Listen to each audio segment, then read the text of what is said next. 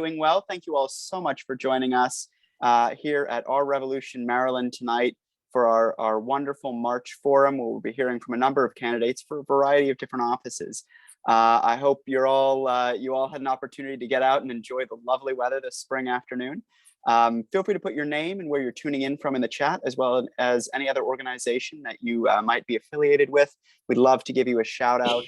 If you have any questions, feel free to put any questions into the Q&A box. We won't see them if they go into the chat, but if you put them in the Q&A box, we will see them there and we'll be able to ask the candidates that when we have the opportunity to do so. We've got an excellent lineup of speakers here. We're going to hear from both of our Comptroller candidates in the Democratic primary, Delegate Brooke Leerman of District 46 and Mayor Tim Adams of Bowie. Both who are running for Comptroller in the state of Maryland. So it'll be a very important role, and we look forward to hearing from both of them. I see Darcel from Adelphi. Thank you so much for tuning in, Darcel. Anyone else, feel free to put your name and where you're tuning in from in the chat. We'd love to give you a shout out. We're also going to hear from some candidates for the Maryland General Assembly. Ruben Amaya, who's running for delegate in District 10. Rahila Ahmed running for senator in District 23, as well as Alexandra Flores Kilty and Christy Fogel talking about a number of very important progressive issues that we're going to be talking about and advocating for as we move into the election season, some very important things. Hi, David from Rockville. Thank you so much for tuning in. We're going to aim to get started shortly after the hour, but we're so glad that you're all here with us tonight. I know there are a lot of great places you could be on a Wednesday at 6 p.m. with the weather like this, so we're really glad that you're here with us, hearing from some wonderful progressive candidates about some of the things that they're running on and looking to do when they get into office. And as I'm going to chat with you all for just another minute more as we let folks come into the attendee room. We got a pretty good turnout tonight, and I'm looking forward to having a lot of people. Hi, Dave from Prince George's County, candidate for sheriff. A lot of great people here tuning in, and we're going to be hearing from some excellent speakers. But without further ado, I am going to pass over to Hal, who is one of our organizers here, doing a lot of great work, and Hal will give us a bit of an introduction of the program tonight and some of the fundraising efforts that we're doing with Our Revolution. So Hal? All right, Andrew, thank you so much. And let me see if I can turn the spotlight off you. We've got a little bit of technical issues here, so I'm going to remove that spotlight. I think now, hopefully, folks will be able to see me. And there is the slide. I'm going to be very brief, which is always rare for me. But these calls do take our time, our energy, our effort. Oh, and I'm so delighted. We were struggling very hard to get a nice visual background for you. And it looks like we solved the problem. I didn't even realize it. So that's what your contribution, your donation goes to us scrambling around, me trying frantically to give you a nice visual. And I think we succeeded. ourrev.us/MDMem, Maryland member, and we can bring you great candidates for the Comptroller's office. We can update you on the fight for healthcare for all in the United States, and of course, in the not so free state. So we do ask you, if you possibly can, join us, $5 a month. And I'll tell you, now's the right time, because we're going to be endorsing candidates. By the way, the deadline for filing has been moved back, and the primary has been moved back into July. So we'll be making our endorsement shortly. And if you want to be part of that, if you want to have a say, then become a recurring donor, $5 a month, $60 a year if you'd rather do that, or just join. Just join. You don't have to contribute. The contributions at ourrev.us/MDMem. And with that, let me welcome our two Comptroller discussion moderators. We're going to be talking to two Comptroller candidates now, and then later in the call, we've got other great speakers. So welcome, Barry. Welcome, Sheila. Take it away.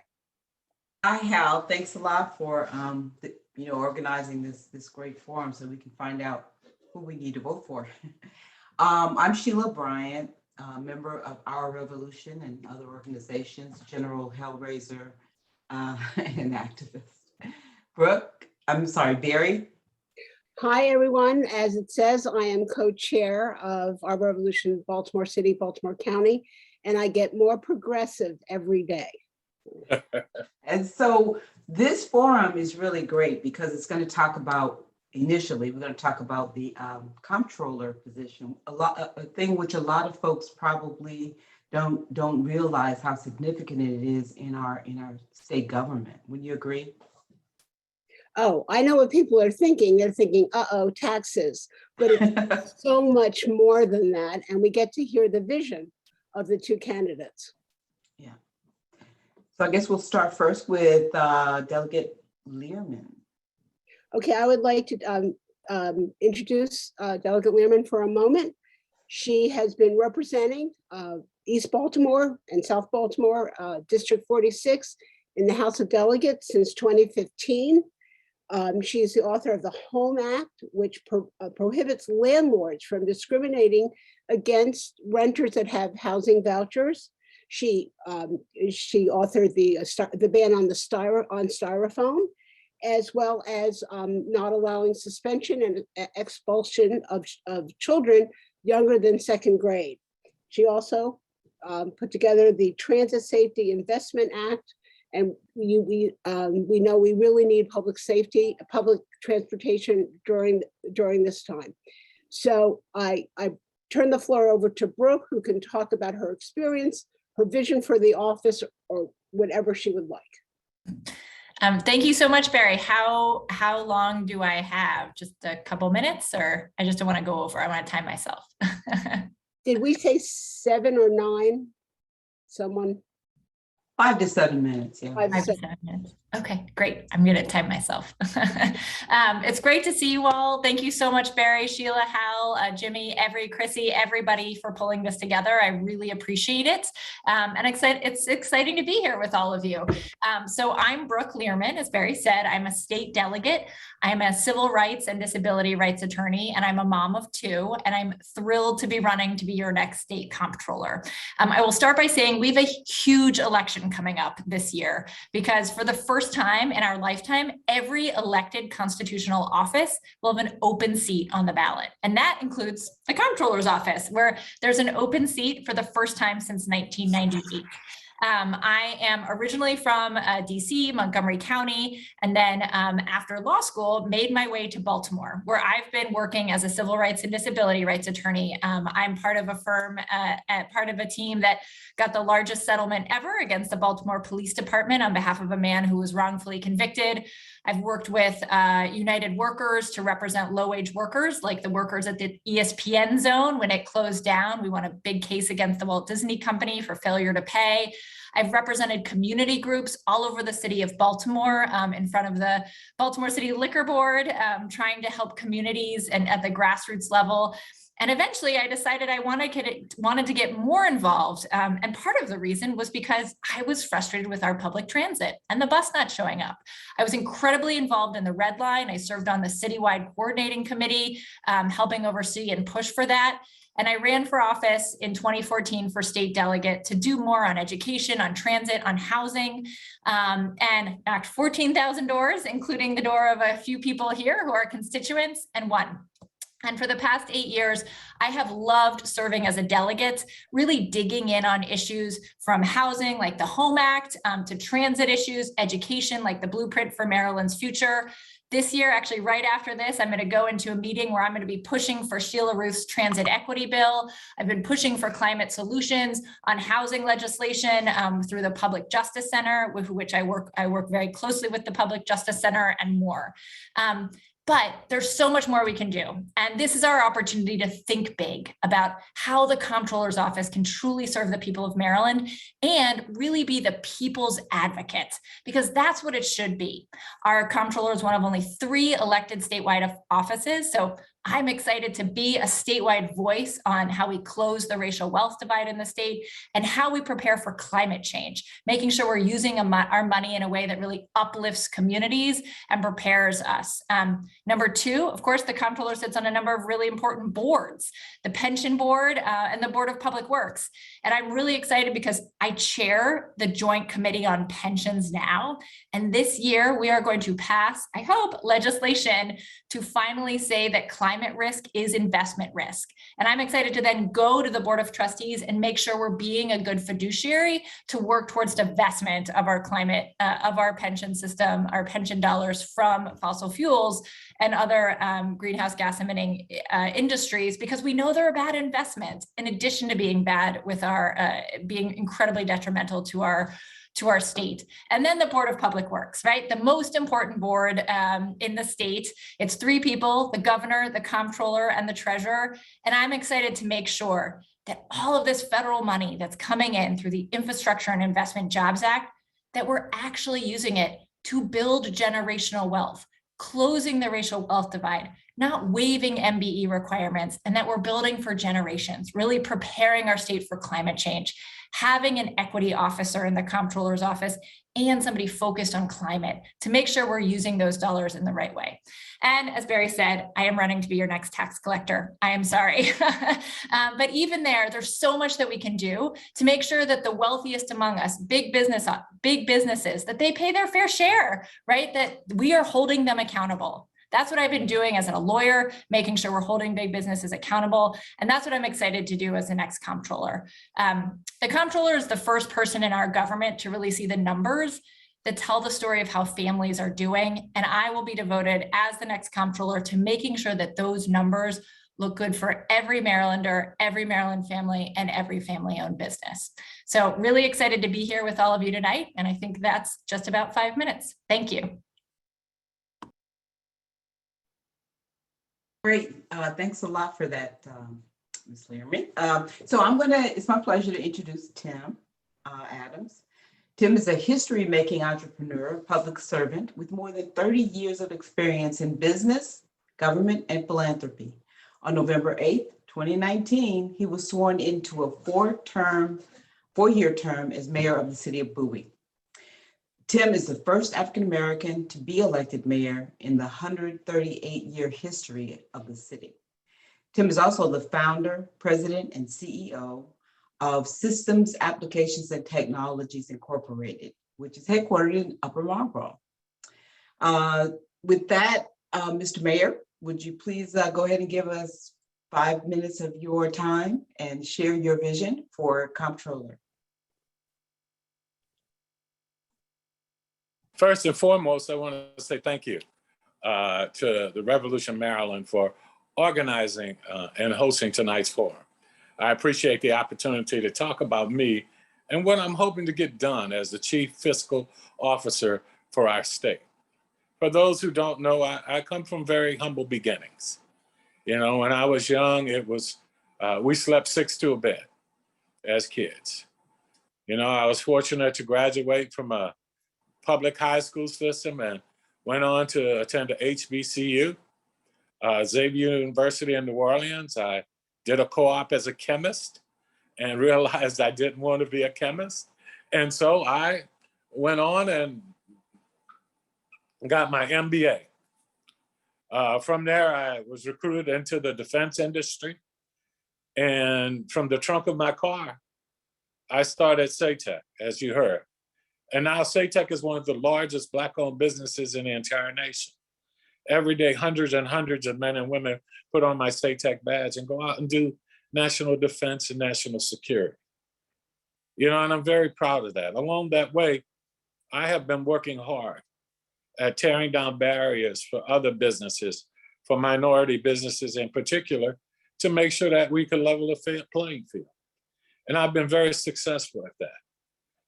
You know, one of the things about having built my business is I understand what it is to build a budget, but also how to manage it. I've managed billion-dollar projects. I understand that executive leadership in making those decisions. I also was, as you said, elected mayor of the city of Bowie, and I'm so very proud of that. But as mayor, I also have to use that executive leadership.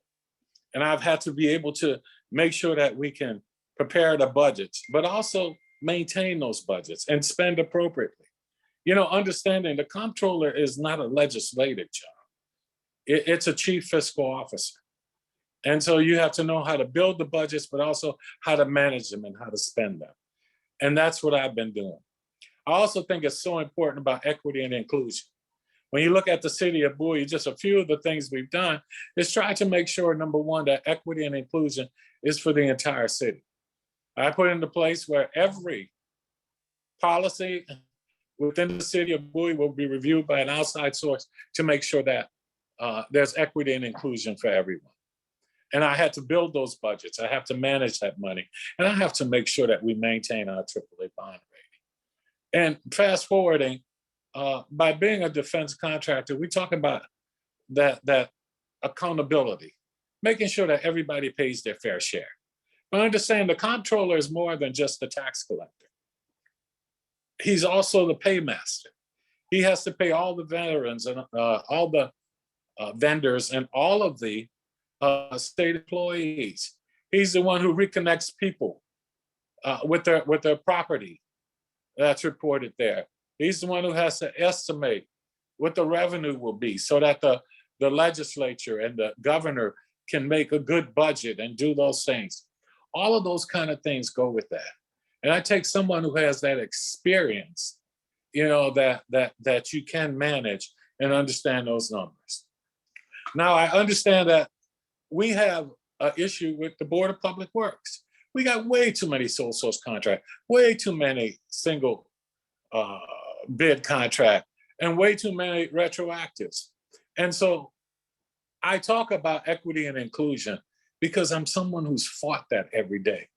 And I understand that, and I know that. And I know how to make that happen, and I know how to build businesses. So when we talk about that accountability of making sure that I'm the watchdog of every dollar we spend to make sure that we do that, but also I know about equity and inclusion. And it's not just something I read about or heard people talk about. It's something I live every day. And this is something I've been fighting for over 3 decades, successfully, having built businesses all around.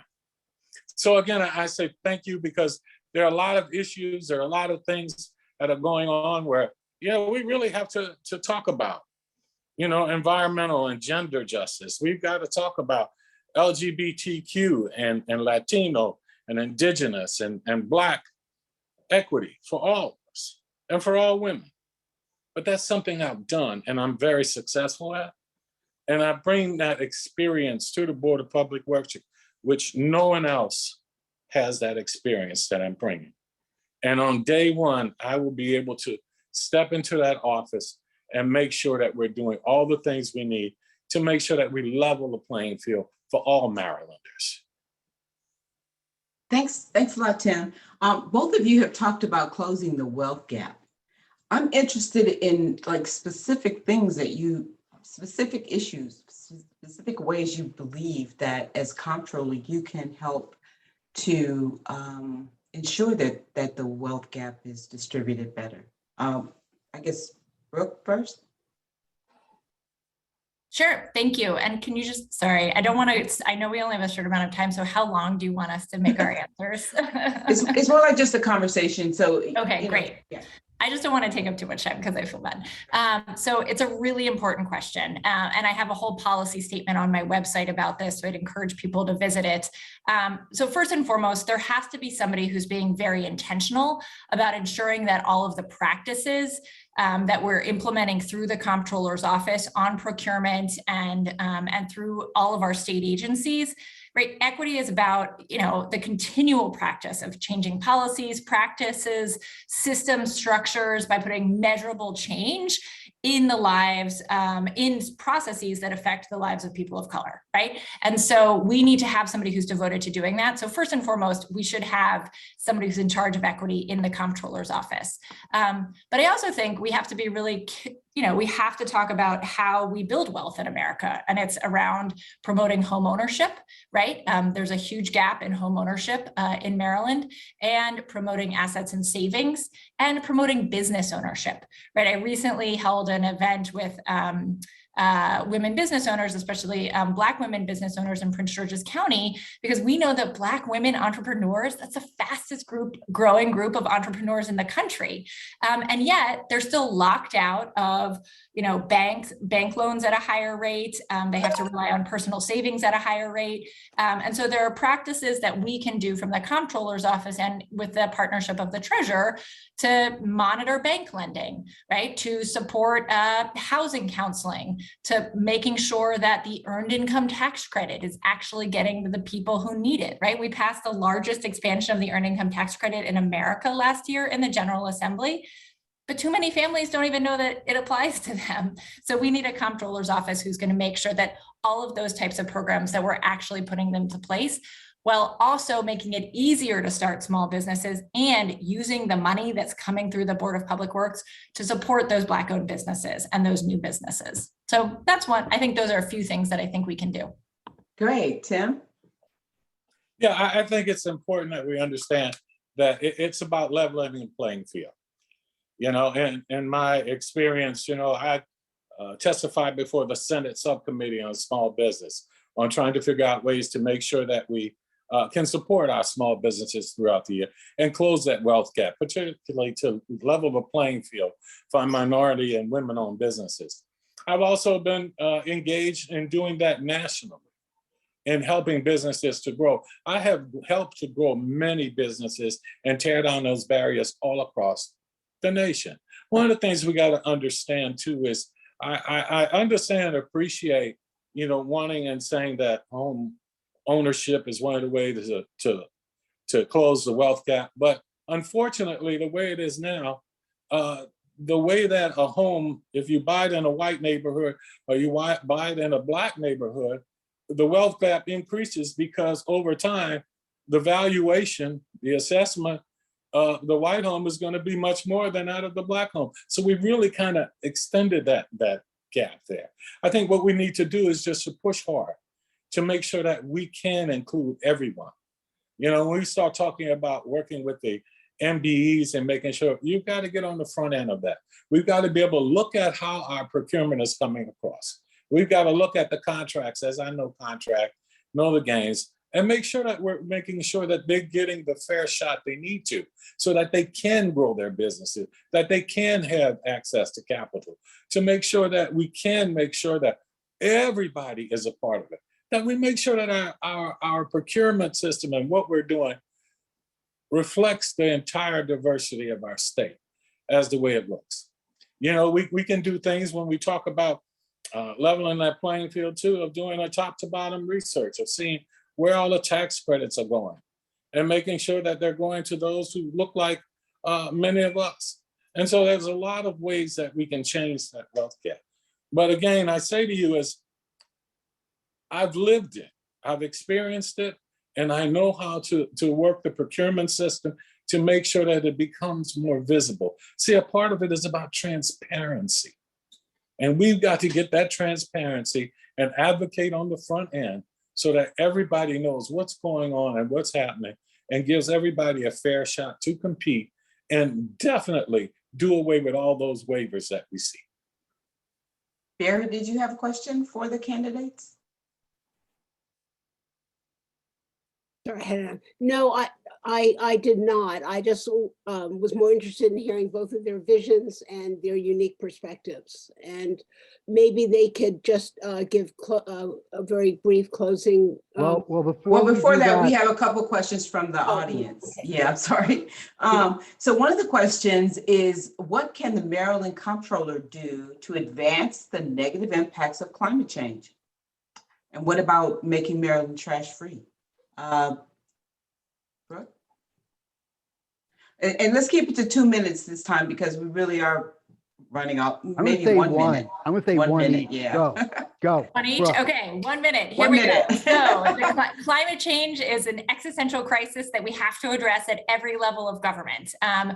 starting with trash, right? That's why I passed the styrofoam ban. It's why I've worked with Trash Free Maryland. I'm proud to be endorsed by the League of Conservation Voters and the Sierra Club, because I love doing this work and I'm effective at getting things done on climate issues. So the comptroller oversees all these dollars, right? Every dollar in and every dollar out. So we have to make sure that when we're building a new school, it's a net zero school, right? That it's not in a floodplain. We have to make sure that we're preparing for climate change, and we have to be moving towards divesting our pension fund. So there's so much that our comptroller can do to make sure that we are preparing for the worst, that we're preparing to mitigate the effects of climate change, and that we're supporting the environment in multiple ways moving forward. And there's more on my website about it, including on wind power and more, but climate is absolutely something that the comptroller has to be tackling. Okay, Tim, you got a minute. Okay, well, I'll kind of get to it real quick. One of the Okay. things that we just talked about, the Board of Public Works, we have to make sure, as we're looking at what we're going to do with transit, with that carbon footprint, we've got to make sure that we're doing things that's going to reduce that. We've got to look at rail and other things that will relieve us from the traffic and all, but also help build us to remove that, get to that zero carbon footprint. You know, similar to what I've done in the city of Bowie, of putting in all of the electric vehicles, doing all of the things, enhancing that. I'm with the conservation organization for the state. And what we've got to do is make sure that we don't do overdevelopment in areas where we do. You know, we have to make sure that we keep our tidal wetlands and all of our areas vacant, and that we don't have that overdevelopment. And so those are all things that we can do from the comptroller's office, but it really starts at looking at what contracts we do, and also looking at what are we doing where we're investing our money. You know, I say go with the double down, where we try and get those who are minority and women-owned investors in there, and we stop investing so heavily in the fossil fuel organizations. Wow, that's a lot. We got 1 minute left, but I have one question for you, Tim. You were talking about things that you've done in Bowie. How have you used your position as mayor to accomplish things for the people of Maryland? Well, I think there are a couple of ways. Number one, I talked about it briefly. I think it's so important that we talk about equity and inclusion and not use it as a catchphrase. But one of the things I did was, when I went in, is I then put in our Black Lives Matter, but we also put in there that every policy in the state, in the city of Bowie, will be reviewed for equity and inclusion, to make sure that everyone has a chance. That we look at the disparities we have in healthcare. I was the first to bring on a public health officer for the city of Bowie.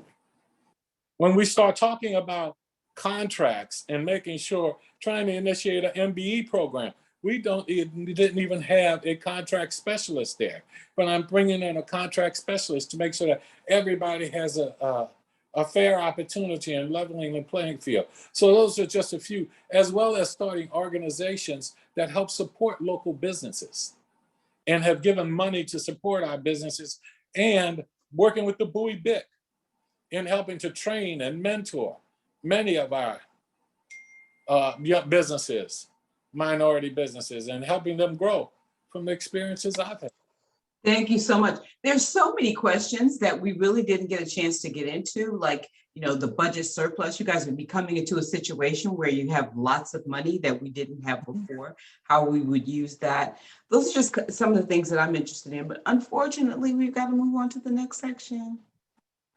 So thanks a lot, Brooke and Tim. Thank you so much. Thank you so much. Thank you. Okay, Thank John. you so much for giving me an opportunity to talk this evening. Wonderful. Thank you guys for coming. All right. So I'll turn it over to John. Yes, hi. I'm going to be speaking with Rahila Ahmed. Can we see both of us here? All right, here we are. I had kind of hoped that the two comptroller candidates would be asked about the public-private partnership, maybe because we here in Prince George's have been the first in the nation to use a P3 to build schools. And it's very controversial, although the need for schools, speaking of equity and making things right, in Prince George's, we suffer from several decades of lack of school construction that's based on racism. So if Rahila wants to come forward, we can talk a little bit about how she was the only member of the school board when she was just on the school board to vote against this terrible P3 plan. Rahila, if you want to mention that briefly and then talk about what you want to be doing now. Sure, that sounds great, John. Thank you so much. And it is nice to be amongst friends this evening, y'all. Let me just say, I'm very excited to be here with you all today. My name is Rahila. I am a recently outgoing Prince George's County Board of Education member representing District 5, which is parts of Bowie, Mitchellville, and Upper Marlboro. And as John has mentioned, I've been very strong and very bold in speaking out against corporate interests and specifically around privatization of school construction in Prince George's County. What John was referring to is basically our county, our school board supported an effort to establish a $2 billion contract to build and maintain 6 middle schools in the county by way of corporate entities providing that and building that over the course of a short period of time. And so this is an issue because what has happened is now we have obligated all of our residents to be paying corporations over at $30 million a year for the next 30 years to build 6 middle schools out of over 200 schools in a county. I was the only board member that voted against it as a no vote. There was, I think, at least one other person that abstained or did not vote on the matter. But this has been a huge issue that I'm very grateful for partnership with Our Revolution on and from some other community organizations that recognize that we should not be bending to the will of corporations and corporate interests and trying to move forward a public good. What the ramifications of this vote of this contract are insurmountable in terms of what is now possible in different counties, in different states. And so this has been a real big issue, but that aside, I do want to note I'm no longer on the school board, and that is because I am running to be the state senator for District 23 in Maryland. And it's very exciting for me.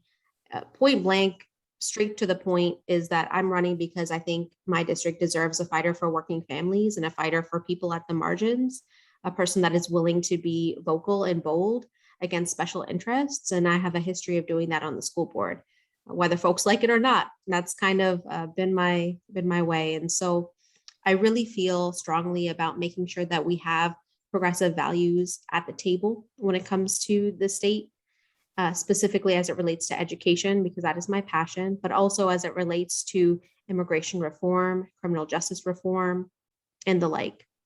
Many of y'all may not know my background, and my background is that I have been involved in public service since the time I was 5 years old. I am first and foremost the daughter of immigrants. So my father is an immigrant from India, and my mother is an immigrant from Pakistan. And they came here at different points in their life, but it's really because of my father that I'm in public service in the first place. He moved to the US when he was about my age, and within 10 years of him moving to the United States, decided that he wanted to run for office. And so he ran for state delegate in District 23 back in the 90s. And that's when I first got involved in politics, being at parades with him, going door knocking with him. Whether my mother knows that he took me door knocking, I don't know, but it happened. And it continued to happen over the course of years because he ran for office and he lost. And he ran for office again and he lost. And he ran for office again and he lost. And he ran for office again and he lost. He ran 4 times when I was growing up and lost every single time in trying to pursue this seat on the Maryland House of Delegates, District 23, to the point where when I turned 18, he turned to me and he told me, Rahila, do it. And I told him I didn't want to do that after clearly seeing the pain that he had to go through to try and pursue public service in our community. A lot of the xenophobia, the racism, the Islamophobia was very real, to be very frank. And I witnessed and experienced that as well, trying to represent him. But it became very clear that public service was also my passion. That is something that my community, I can provide to community, and that my family was there to support me. And so they kept telling me these things until I decided to run. I ran at 18, lost at 18, ran again 4 years later, won, served on the board for 5 years. And now here I am trying to be a senator. And so would love to have y'all support in that process. But I'm also very, very excited for the forums that you all are doing to be able to provide this platform to individuals to talk about the very real issues that we're facing and how to advance those as we move forward. Well, thank you, Rahila. That's a very short period of time for you to talk about it. But I do think that you've established that you walk the walk. And it's one thing to put forward progressive ideas, but I feel like you have the track record of delivering on them in your record so far. So I really would like to see you in the Senate. Our time is up for this segment, I believe. John, right? if you want to go one question and give Rahila another couple minutes, Okay, that's fine. that'd be Go to great. 6:35 or so. Yeah. Okay, great. So we'll talk fast. Now, how do you see what is your path to win in this particular district? I mean, talk about the district a little bit. I'm in 22. I'm trying to picture where 23 is exactly. Sure. So 23 is almost all of Bowie, parts of South Laurel, and Upper Marlboro. And so the history of my district is that establishment politics, status quo politics has been very entrenched in the fabric of this area for many decades, as I have personally witnessed with all of the campaigns and the races that have occurred since the 90s at the very least. And so that's kind of what we're looking at over here. And I think there's a prime opportunity with the previous elected senator having stepped down, that there's now a lot of movement, particularly in this area with an appointed senator, an appointed delegate seat, a county council person that is term limited. There's been a lot of movement and a lot of possibility for advancing progressive candidates in this area. So that's what I'm most looking forward to. There have been, and also what I'm most excited about, right? There's a lot of folks that are very interested in running, and we're at all different levels of the spectrum. And so folks really feel, I feel folks really have a choice in this matter moving forward, and that's very exciting. Great. Well, looking forward to seeing that develop. Thank you again. So now we're going to move up, as they say, move up Route 95 to Baltimore County, and Charlie Cooper, who will introduce our next guest. Go, Charlie. Hi there. Okay, well, we have a great candidate here that our Baltimore City, Baltimore County chapter has endorsed to be a delegate in District 10. And there are 3 seats in District 10, and 2 of them are open. And this is a young person, Ruben Amaya, with great sympathy, maturity, and understanding. And Ruben, we are trying to build support among people who have been impacted by inequality, militarism, and despoliation of the planet. Please tell us a bit about yourself and how you've come to be an organizer and an advocate. Absolutely. And thank you so much to Our Revolution for hosting this forum. You know, a bit about me. My parents, they immigrated from El Salvador in the 1980s, fleeing the widespread poverty and violence of the Salvadoran Civil War. You know, they arrived here with nothing except the hope of building a brighter future for me and my sister. As a first-generation American, my upbringing wasn't easy. You know, my parents couldn't afford childcare. We didn't know where the next meal would come from sometimes. And we faced economic uncertainties that many in America are facing today. But I would come to learn just how much my parents sacrificed for my future. You know, they always told me that just because you start with nothing does not mean you have nothing to offer. Through the years, my dad worked multiple jobs while getting his degree from CCBC. My mom started as a janitor and worked her way up through various kitchens. And today, both of my parents are successful small business owners. But I know that my parents' success story is not one that is accessible to all. You know, I think of the story and plight of immigrants moving to America, a land that is filled with bright hopes and dreams, but in many ways, it can be a challenging road to navigate. I'm sure many of us here, whether we immigrated or were born here, can relate to the struggle of navigating this road. but it does not have to be this way for our children and their children after them. I'm currently 20 years old, running to be the youngest Democratic legislator in state history and the first Latino to hold elected office in Baltimore County.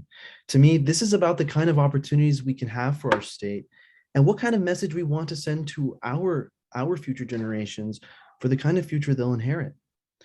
We are still in a challenging pandemic with an economy that hurts small businesses, and we're still reeling, trying to get our lives back to normal. But really, what does normal really look like today when we still have working families that are faced with gas prices rising, wages stagnating, the prices of consumer goods continuing to climb, a healthcare system that prioritizes profits over people, or a criminal justice system that still lacks that key word, justice? One of my favorite presidents, Teddy Roosevelt, famously said that courage is not having the strength to go on. It is going on when you don't have the strength. And we must continue to have this courage that we hold in ourselves every day, because in trying, we're going to find those opportunities to succeed. In doing nothing, we find nothing. And so these problems need solutions, and they need them fast. We are fighting to secure our future, and the stakes could not be higher. We must guarantee that our teachers are paid their worth, which is why I'm fighting for a $70,000 starting salary for our teachers, that our students' mental health is valued, and that we're teaching them core life skills like financial literacy and civics. By fighting for a Green New Deal for Maryland, we can revitalize our economy and tackle inequity. We can create hundreds of thousands of good paying union jobs. We can replenish our marine life populations to stimulate our fishing industries. We can better support local farmers within the community. We can end corporate influence over environmental policies. We can plant millions of trees and build green spaces. And we can absolutely fix our transportation system so that communities have better access to employment. We must be able to rise to the challenges that we're seeing today, because that is what we're dealing with. And I think that's the beauty in confronting the barriers that face us, not because it's the right thing to do, but because it is the hardest thing to do. Because if we don't do what's difficult today, the future surely won't be easy tomorrow. And that's a fight I'm willing to be in, and that's why I'm running for office. I've been a community organizer. Sure. Sorry. Yeah. Did I go over? was wondering if the pandemic has impacted your accessibility to voters, and to the extent that you've been able to contact voters, what are they telling you about what's on their mind these days? Well, absolutely. I think we've been having to learn how to adapt, of course, being virtual for a while, but, now thankfully we're able to talk to voters face to face. And, I think most recently voters really just want the government to help them in basic necessities and needs. When we're seeing our communities being impacted by these situations, when they're saying that rent's going up, consumer goods are also going up. It's definitely an issue that we're seeing on a daily basis. And so, I think it's the government's basic job to answer those calls and heed those warnings that working people are facing every single day. So, Ruben, I've been told that you're using the public campaign financing, and I'm just wondering how that's going. And it means you don't have to spend time with trying to reach big donors. So how are you finding that? So, what I honestly do is do hours of call time a day. I ask everyday folks. I don't take any donations from special interest corporations, because at the end of the day, I answer to the people that will elect me into this position. And so, absolutely. Does that mean I have to work twice or 4 times as hard? Sure. But, that also means that those are conversations I'm having with voters on a regular basis, who are telling me what they want to see addressed by their government. And so I'll take that any day than taking a $6,000 check to butter someone up. Well, that is great. We appreciate that. And let me ask you, are voters asking you about taxes? And have you thought about how you would allocate the state budget or deal with revenues to fund some of the programs you've talked about? Absolutely. I think, of course, as I mentioned, of course, working class folks are facing the brunt of that, but also it's making sure that our tax code is fair. One of the things that I've always told voters is that we have to make sure that the top 1% in our state is paying their fair share. And, you know, when I tell them the top 1%, I'm talking about people that make millions and billions of dollars. You know, Maryland being the wealthiest state in the country, we have no excuse why we can't fully fund public programs within our state. I think it's very appalling when we're asking, you know, to do these things, yet we're not holding, you know, these big companies, these people that are making millions to not pay their fair share. So absolutely, that means writing legislation that rewrites our tax code to make it fair, to make sure that those who are earning that type of income are paying those taxes. And of course, that revenue will go towards funding these key public services in education, in our environment, in criminal justice that our communities desperately need. So Ruben, since you are endorsed by the Baltimore City, Baltimore County, Our Revolution, what kind of help could we give you in your campaign? What do you need from us? Well, you know, I think first and foremost, we're a people-powered campaign. So wherever, you know, we always take volunteers from all over the state, whether you want to make calls for us, you want to come knock on doors. Really, that's where our strength lies in. One of the biggest things that I love is that we're really a youth-led campaign. Up until recently, until they turned 21, pretty much most of my team was under the age of 21. And I think that goes to show the narrative that we also want to change in politics and how much people were getting involved in our campaign. And so, you know, really just volunteering. I'll make sure after I talk to put our volunteer link in the chat. So if anyone would love to volunteer, whether you're from District 10 or not, we will absolutely find a place where you can help us in our campaign, because really that's what we want to emphasize, that, you know, it's in numbers and it's the strength of the people that really move these type of campaigns forward. Well, thank you very much, Ruben. We wish you the best of luck, and we hope people go in that chat and click those links and volunteer.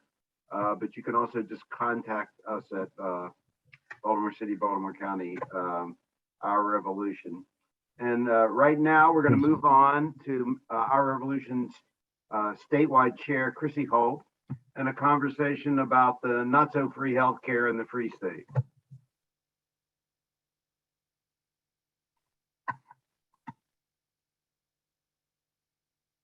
Thanks, Charlie.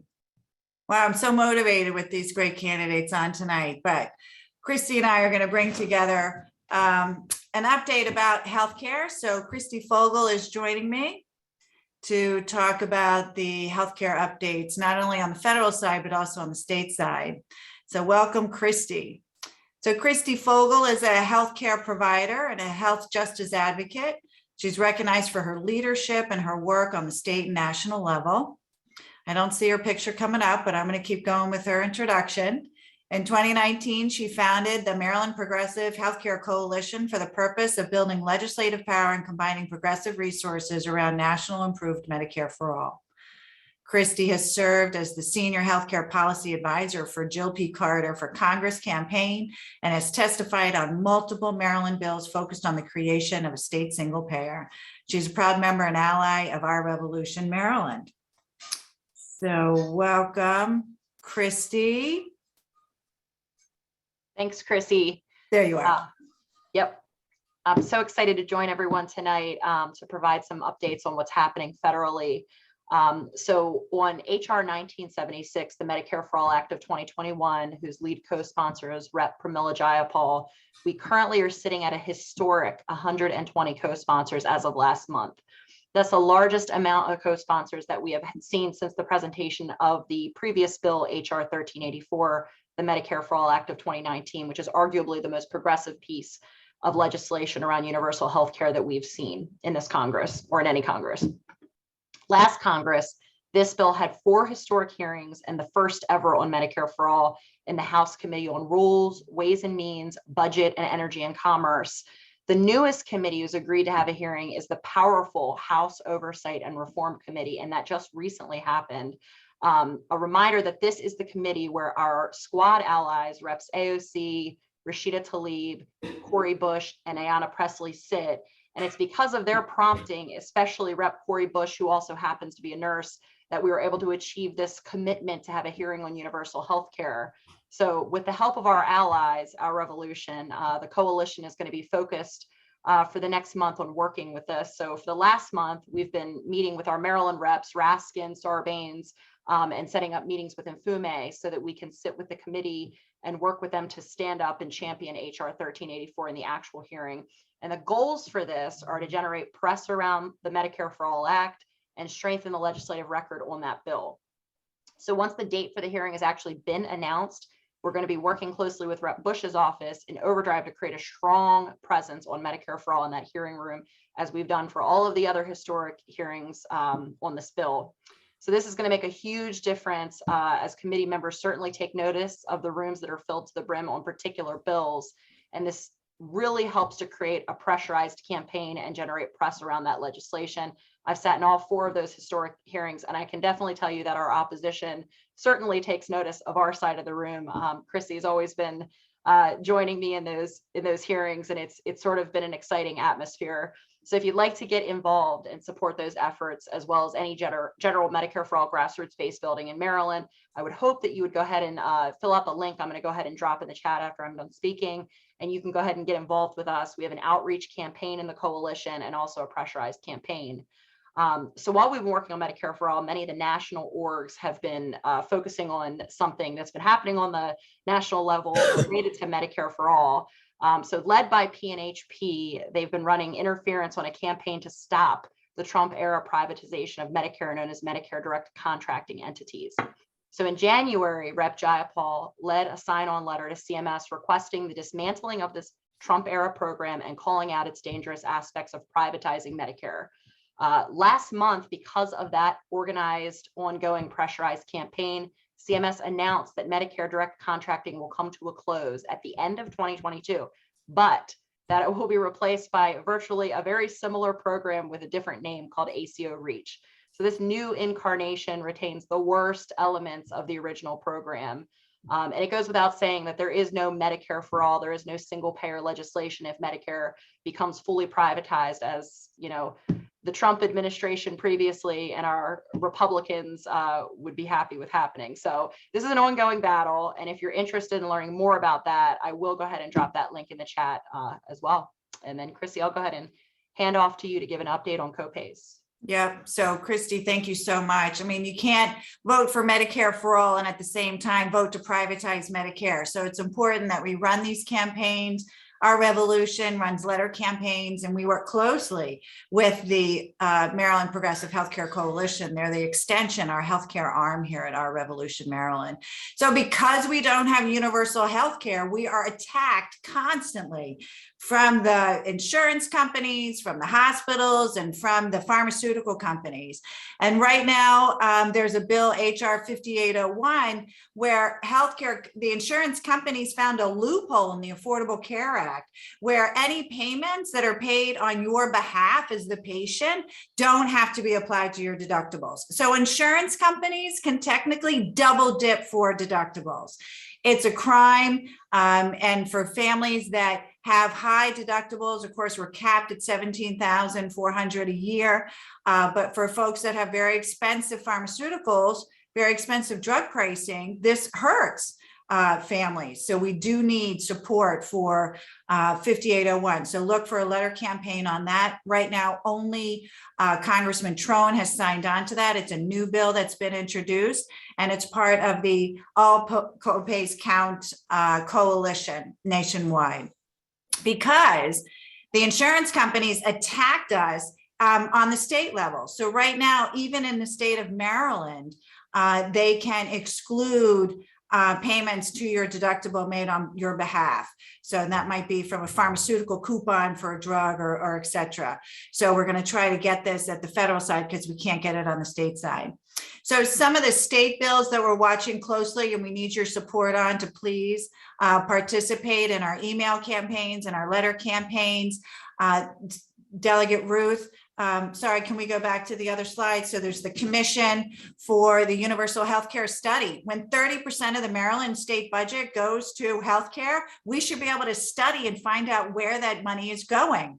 There's also another bill, HB 675, authorizes changes in formularies. What that means is insurance company in the middle of the year can change the drugs that are on the list. And that's not fair, because as patients, we can't change our insurance plan, but they can change the plan on us. And that needs to stop.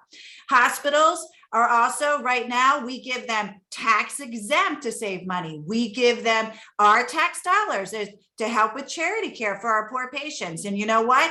The hospitals didn't do that. They didn't give the care to the tune of like $120 million. And we want them to pay people back.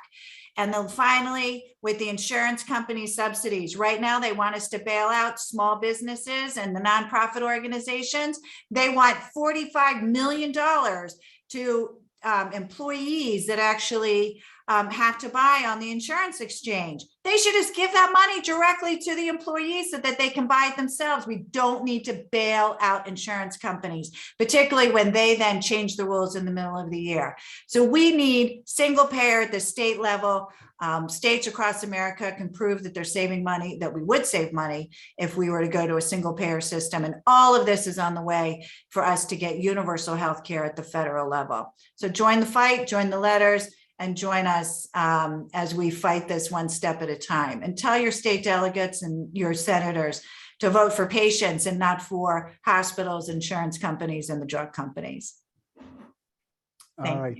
Thank you so much, Christy. That was a great presentation, both by you and Christy. And we are coming up towards the end of the call. I did just move forward because we have, for the Sheila Ruth legislation, HB 610, SB 493, a letter campaign. That is, if you click on that link or just ourrev.us/MD commission, it should be in the chat. You can send a letter to all the members of the two committees that are studying this in the Senate and in the House. Please do so. Also, you can join our letter campaign to tell Maryland hospitals to disgorge ill-gotten gains. That's exactly what Chrissy was talking about, the double dipping. But we've got to move along, and I'm really excited. Oh yeah, Maryland member, yeah, definitely. We need you to join ourrev.us/MD mem. And remember, if you join, then you get to help us decide our endorsements. But I wanted to get to Alexandra. Alexandra Flores-Quilty and I are working together on the 14.3 campaign. Good evening, Alexandra. This is our third call together today, so she must be really sick of me. Hey, Alexandra, how's it going? No, never sick of you, Hal. I'm doing good. Oh, you'll get there. You'll get there quickly. I can promise you. So, Alexandra, tell folks, and we have a very short time, what we're doing, what you and I are doing this 14.3 campaign. Right. Well, great to be with you all this evening. My name is Alexandra Flores-Quilty. I work for an organization called Free Speech for People. We are a legal advocacy organization that's working to strengthen our democracy. And we're really proud to have been able to partner with Our Revolution in this fight to uphold a key provision of the Constitution, Section 3 of the 14th Amendment, and hold insurrectionists accountable. So a bit of context that going back a bit in the history of our democracy, that after the Civil War, a key provision was added to the Constitution, Section 3 of the 14th Amendment. And essentially what this provision said is that if you engage in insurrection against the US government, like the Confederates did, after previously taking an oath of office to uphold the Constitution and the government, if you engage in insurrection after doing that, then you are ineligible to hold public office ever again. And really this was to protect the Republic, to protect our democracy against those that would cease to undermine it and engage in insurrection. And so that's this provision, Section 3 of the 14th Amendment, has been there ever since.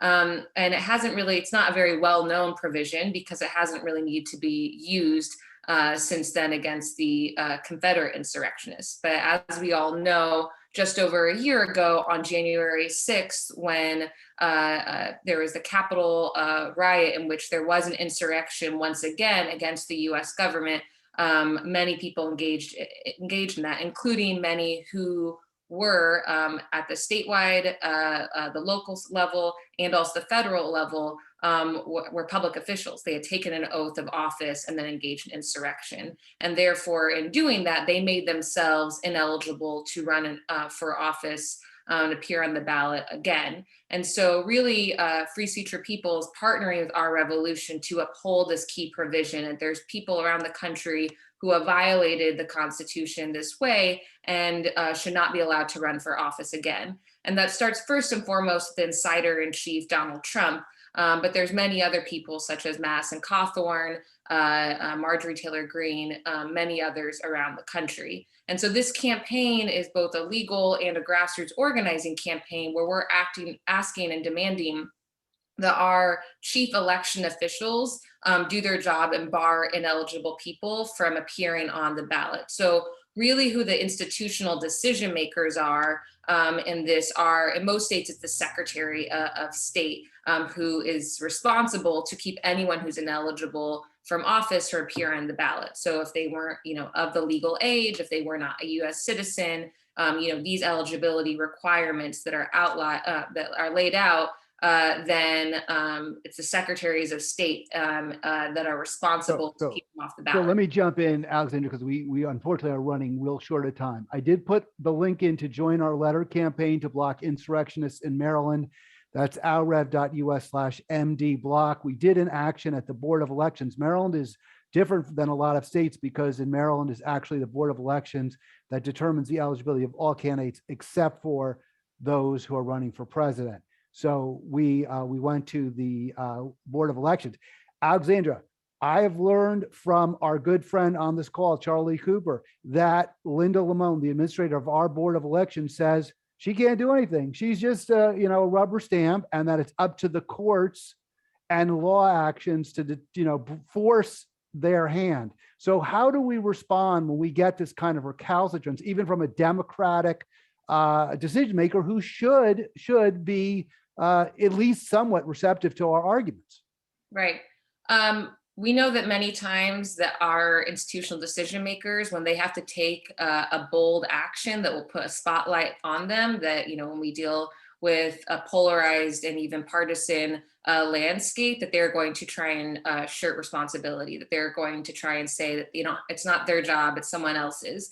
We have, within Free Speech for People, as I said, we're a legal advocacy organization. We have a legal team made up of constitutional lawyers. There's many other legal scholars from around the country that have weighed in on this. It is the power and responsibility of chief election officials state by state. And so because this hasn't been used very often, they might feel that they can make the argument that they don't have the power because frankly, they don't want to have that power, but it is their responsibility. And so really what it takes is a grassroots movement in order for them to really take bold action. And so that's why, being able to join us in this letter campaign and continue to organize and create a groundswell of grassroots support saying that our election officials need to uphold the Constitution. These people cannot be allowed to appear on the ballot. They're a threat to our democracy.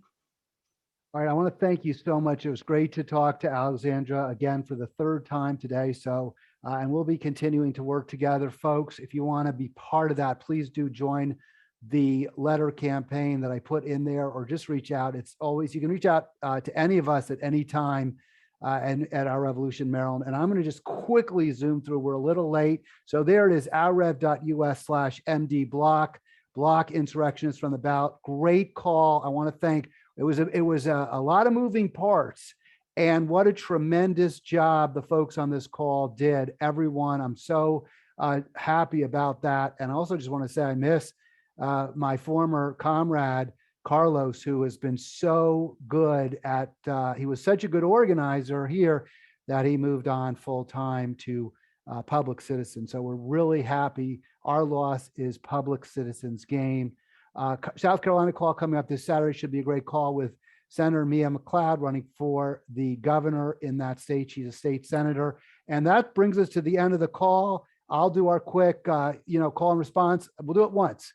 So I'll say when we organize, you say we win. We win. When we organize, we win. Have a great evening, everyone. Thank you all so much. All right. Let's